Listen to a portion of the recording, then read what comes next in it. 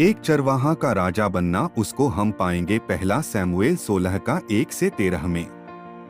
किस प्रकार राज अभिषेक होता है दाऊद का।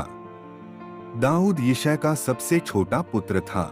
दाऊद के 7 भाई थे। उसके 3 भाई शाऊल की सेना में थे। दाऊद चरवाहा था और अपने पिता की भेड़ों की देखभाल करता था। वह सुंदर और रूपवान बालक था। वह विश्वासयोग्य और ईमानदार था। वह आज्ञाकारी और परमेश्वर का भय रखने वाला लड़का था। वह एक अच्छा संगीतकार भी था। वह बहादुर ही था। परमेश्वर चाहता था कि इस्राएल देश में एक नेक और ईमानदार राजा हो, इसलिए परमेश्वर ने शमूएल नबी को आदेश दिया कि वह जाकर यिशै के पुत्रों में एक का राजा बनने के लिए अभिषेक करे।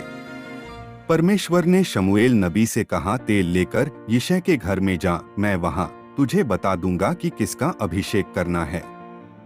अत शमूएल उठा, तेल लिया और यिशै के घर की ओर चल दिया। जब शमूएल बैतलेहम यिशै के घर पहुंचा तो उसने उसके पुत्रों को बुलवाया। जब यिशै और उसके पुत्र आ गए तो शमूएल ने सबसे बड़े बेटे एलियाब को देखा और मन में सोचा, यही होगा जिसे परमेश्वर ने चुना है। परंतु परमेश्वर ने कहा, नहीं। तब शमूएल ने दूसरे पुत्र को बुलवाया। वह भी परमेश्वर द्वारा चुना हुआ जन नहीं था। इसी प्रकार एक के बाद एक 7 पूत शमूएल को दिखाए गए। परंतु शमूएल ने बताया, परमेश्वर ने इनमें से किसी को भी नहीं चुना है। तब शमूएल ने यिशै से पूछा, क्या तेरे पास कोई और भी पुत्र है? यिशै ने जवाब दिया, हाँ, एक छोटा पुत्र बाकी है। वह यहाँ नहीं है, वह बाहर भेड़ों की रखवाली कर रहा है। शमूएल ने आज्ञा दी, उससे कहो वह जल्द ही यहाँ आ जाए। तब यिशै ने अपने 8वें पुत्र दाऊद को जंगल से बुलवाया।